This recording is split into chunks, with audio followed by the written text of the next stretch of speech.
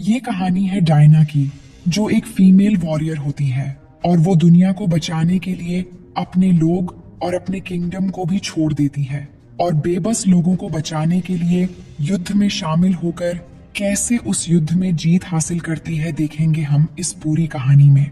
तो फिल्म की शुरुआत होती है कहानी के मेन किरदार प्रिंसेस डायना को दिखाते हुए, जो एक तस्वीर को देखकर अपने बचपन की यादों में खो जाती है।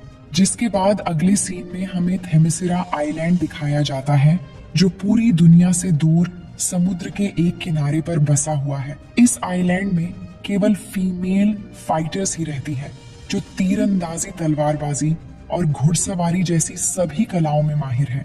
और प्रिंसेस डायना भी अपने आइलैंड की हर एक महिला की तरह योद्धा बनना चाहती है, जिसके लिए वो अपनी माँ रानी हिप्पोलिटा से बचकर चोरी छिपे बाकी योद्धाओं को देखने आती है और उन्हें कॉपी करने की कोशिश करती है।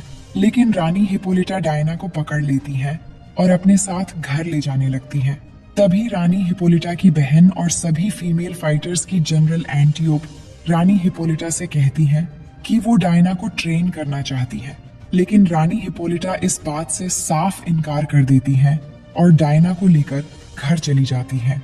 जिसके बाद रात को हिप्पोलिटा डायना को अपने युद्ध के दिनों की एक कहानी सुनाती है, जिसमें वो कहती है कि इस धरती की शुरुआत में देवताओं के राजा ज्यूस ने दुनिया में केवल प्यार से रहने वाले अच्छे इंसान को बनाया और सभी लोग देवताओं के साथ खुशी खुशी रहने लगे। लेकिन ज्यूस के बेटे और युद्ध के देवता एरिस को लोगों का यूं मिलजुल कर रहना अच्छा नहीं लगा, जिस वजह से उसने लोगों के दिलों में नफरत, स्वार्थ और जलन पैदा कर दी और सभी लोग एक दूसरे की जान के प्यासे हो गए और धरती पर एक युद्ध छिड़ गया, जिससे बिगड़ती हालात को सुधारने के लिए ज्यूस ने अमेज़न वासी यानी हमें बनाया, ताकि हम इंसानों के दिलों को मोहब्बत से जीत सके और शांति स्थापित हो सके। लेकिन कुछ समय बाद एरिस वापस फिर से लौट आया और इस बार देवताओं और अमेज़ोनियों ने डटकर एरिस का सामना किया,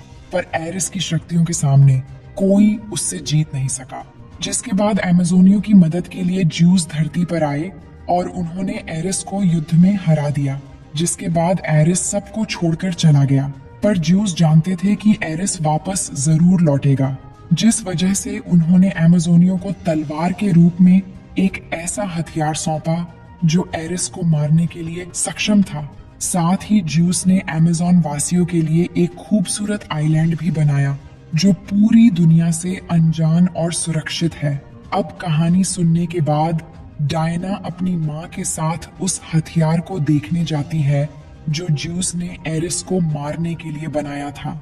जहाँ जाकर हिप्पोलिटा डायना को बताती है कि इस हथियार को सबसे शक्तिशाली और मजबूत इंसान ही इस्तेमाल कर सकता है।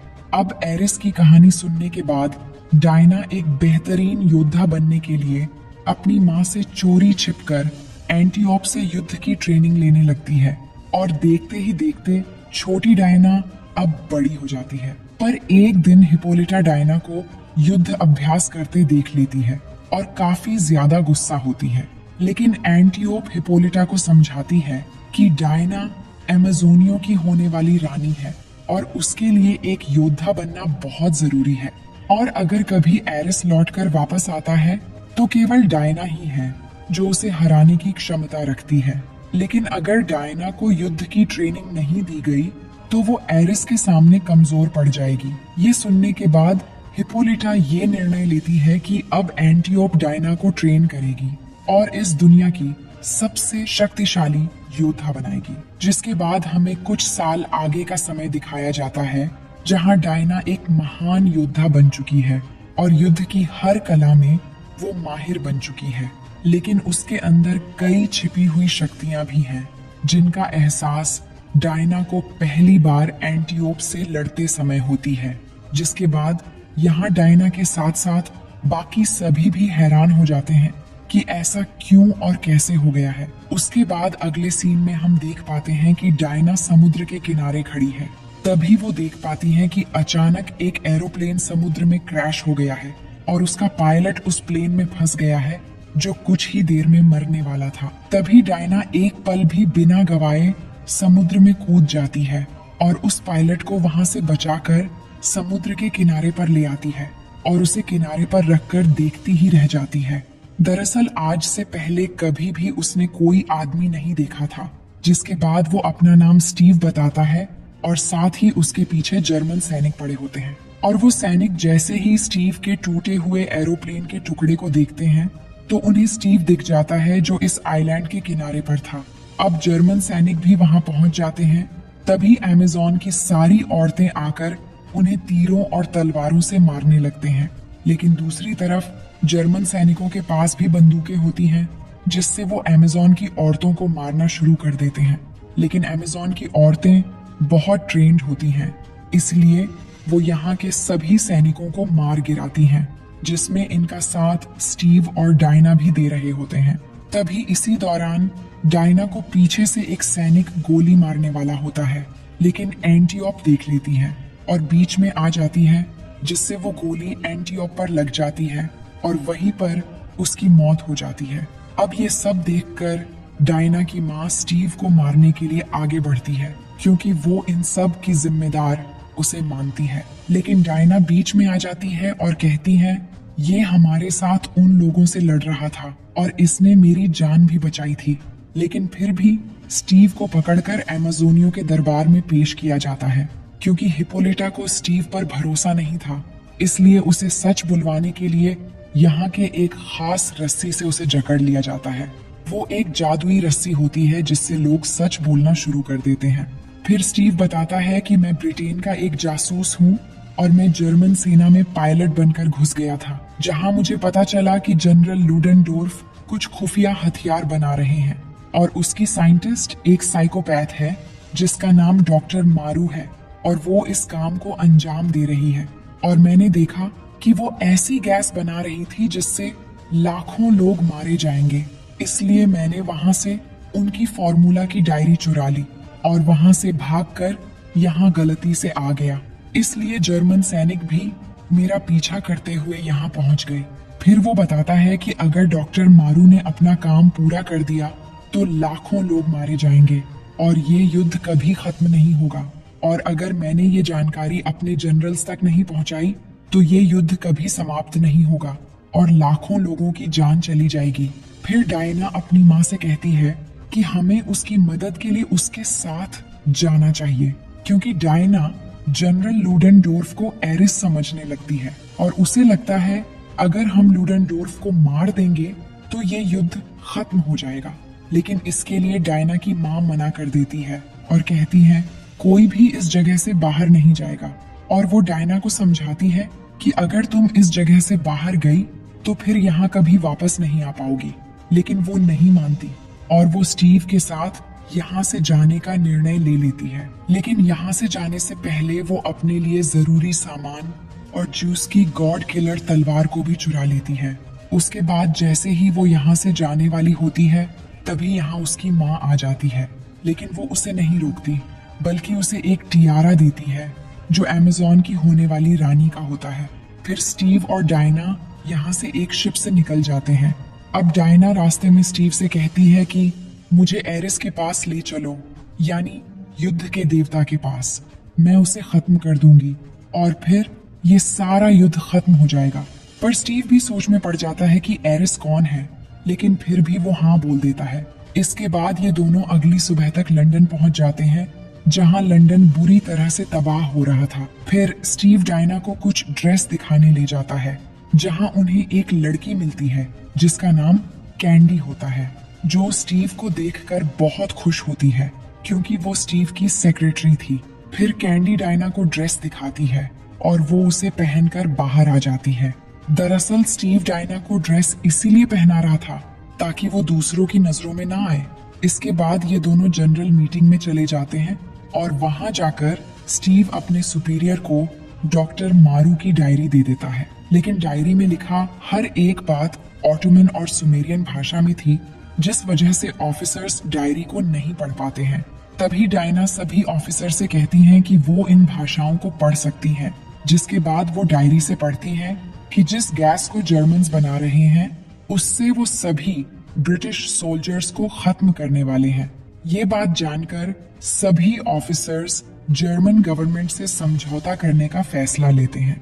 लेकिन जर्मन से समझौते की बात से डायना को काफी गुस्सा आता है और वो सभी ऑफिसर्स पर चिल्लाने लगती है, क्योंकि डायना का मानना था युद्ध को केवल एरिस को मारकर ही खत्म किया जा सकता है। लेकिन डायना की ऐसी बर्ताव देखकर स्टीव डायना को तुरंत सभी ऑफिसर्स के सामने से ले जाता है और उसे समझाता है कि ऑफिसर्स केवल अपने लोगों की भलाई चाहते हैं, जिस वजह से वो युद्ध की जगह समझौते के लिए भी तैयार है। पर डायना के सर पर एरिस को मारने का भूत सवार था, जिस वजह से स्टीव डायना से न चाहते हुए भी ये वादा करता है कि डायना को एरिस तक जरूर पहुंचाएगा, जिसके बाद डायना चुप हो जाती है। अब स्टीव वहां पर अपने साथ कुछ आदमी भी ले जाना चाहता था, ताकि वक्त आने पर वो जर्मन सैनिकों का मुकाबला कर सके। इसलिए वो एक बार में जाते हैं जहां उसे समीर, जो कभी एक अंडरकवर एजेंट था, और चार्ली, जो एक सिपाही था, वो दोनों मिलते हैं। वो दोनों उसके दोस्त होते हैं और स्टीव का साथ देने के लिए तैयार हो जाते हैं। फिर ये चारों यहाँ बैठकर वहां जाने की प्लानिंग कर रहे होते हैं। तभी यहाँ सर पैट्रिक आ जाते हैं, जो स्टीव के एक सीनियर ऑफिसर हैं, और वो स्टीव के मिशन में मदद करने के लिए उसे कुछ पैसे भी दे देते हैं। इसके बाद ये चारों यहाँ से निकलकर बेल्जियम की ओर चलने लगते हैं। वहीं दूसरी तरफ हम देखते हैं कि जनरल लूडन डॉक्टर मारू के पास चले जाते हैं, जहां डॉक्टर मारू उसे किसी भी इंसान को ताकतवर बनाने की एक तरह की कैप्सूल दिखाती है। फिर डॉक्टर मारू उन गोलियों को जनरल लूडन पर यूज करती है, जिन्हें सूंघ कर वो बहुत ताकतवर हो जाता है और उसके अंदर काफी शक्ति आ जाती है। साथ ही डॉक्टर मारू ने वो गैस भी बना ली थी, जिनसे लाखों लोगों को एक बार में खत्म किया जा सकता था, और गैस हेलमेट भी उस गैस को नहीं रोक सकता था। ये सब देखकर जनरल लूडन बहुत खुश होता है।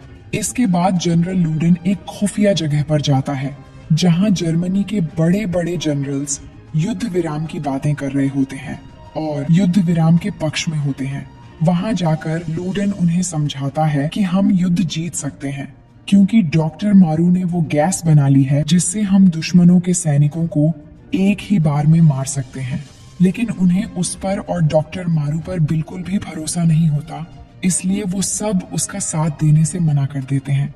जिसके बाद जनरल और डॉक्टर मारू दोनों मिलकर उस जगह पर जहरीली गैस छोड़ देते हैं और बाहर से दरवाजा बंद कर देते हैं, जिससे वो सारे जनरल्स मारे जाते हैं।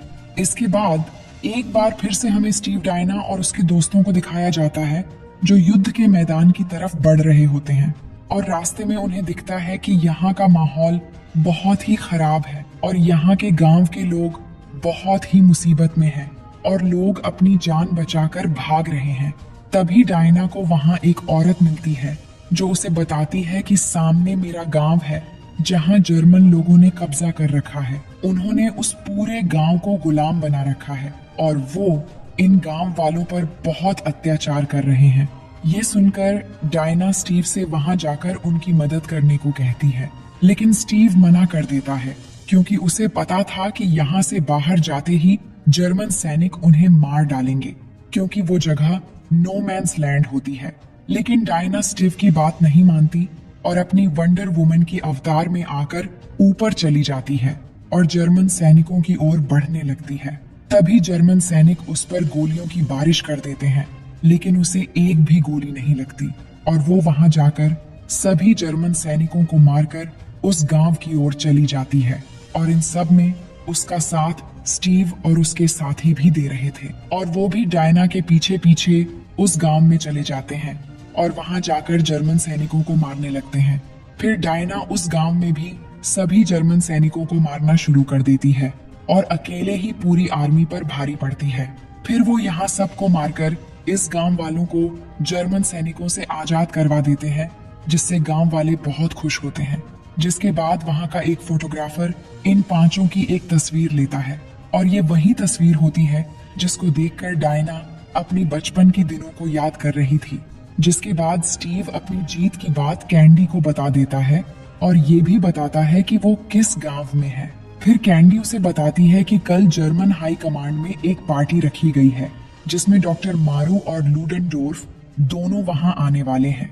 ये सुनकर स्टीव वहां जाने के बारे में सोचने लगता है। इसके बाद इस जगह पर रात के समय सभी गांव वाले जीत की खुशी में डांस करने लगते हैं, क्योंकि ये गांव काफी सालों बाद आजाद हुआ था। अब इस खुशी में स्टीव और डायना भी डांस करने लग जाते हैं और साथ ही दोनों एक दूसरे के प्यार में भी पड़ जाते हैं। अब अगले दिन स्टीव, डायना और बाकी सभी साथी जहां पार्टी चल रही थी उस महल के पास पहुंच जाते हैं, लेकिन यहाँ बहुत कड़ी सुरक्षा होती है। इसलिए स्टीव डायना को महल के अंदर आने से मना करके खुद बेस बदलकर बड़ी ही चालाकी के साथ उस महल के अंदर चला जाता है। वहां जाकर वो डॉक्टर मारू को पटाकर उस जहरीली गैस के बारे में पता लगाने की कोशिश कर रहा होता है। तभी वहां पर डायना एक खूबसूरत ड्रेस पहनकर आ जाती है, जिसे देखकर वो डिस्ट्रैक्ट हो जाता है और डॉक्टर मारू समझ जाती है कि ये कोई लड़की बाज ऑफिसर है, इसलिए वो यहाँ से चली जाती है। डायना इस पार्टी में आकर लूडेनडोर्फ पर हमला करने वाली होती है और उसे मारने ही वाली होती है। तभी स्टीव आकर उसे रोक लेता है। इसके बाद हम देखते हैं कि लूडेनडोर्फ के आदमी एक गांव पर उस गैस के बम से फायर कर देते हैं और ये बात डायना को पता चल जाती है, इसलिए वो उस गांव की ओर चली जाती है। लेकिन तब तक बहुत देर हो चुकी थी और गैस की वजह से वहां के सभी लोग मारे जाते हैं। ये देखकर डायना को बहुत गुस्सा आता है। तभी उस जगह पर स्टीव भी पहुंच जाता है, जिसके बाद डायना अपना सारा गुस्सा स्टीव पर उतारती है और कहती है कि तुम्हारी वजह से वो बच निकला और एरिस ने तुम्हें भी भ्रष्ट कर दिया है, इसलिए अब मैं अकेली ही उसे मारूंगी। इसके बाद वो लूडेनडोर्फ को मारने के लिए निकल जाती है। वहीं स्टीव के साथियों ने लूडेन का अड्डा ढूंढ लिया था और साथ ही उन्होंने डायना और स्टीव के लिए आसमान में धुएं के रूप में सिग्नल छोड़ दिया था, जिसका पीछा करते हुए डायना उसके अड्डे पर पहुंच जाती है और जर्मन सैनिकों को मारते हुए उसके ऑफिस के अंदर चली जाती। जिसके बाद लूडेनडोर्फ डॉक्टर मारू की बनाई कैप्सूल को सूंघ लेता है, जिससे वो बहुत ताकतवर बन जाता है। फिर यहाँ डायना और उसके बीच एक जबरदस्त फाइट शुरू हो जाती है। अब शुरू में तो वो डायना पर भारी पड़ता है, लेकिन बाद में डायना उसे बहुत बुरी तरीके से मारती है और ज्यूस की तलवार से उसे खत्म कर देती है।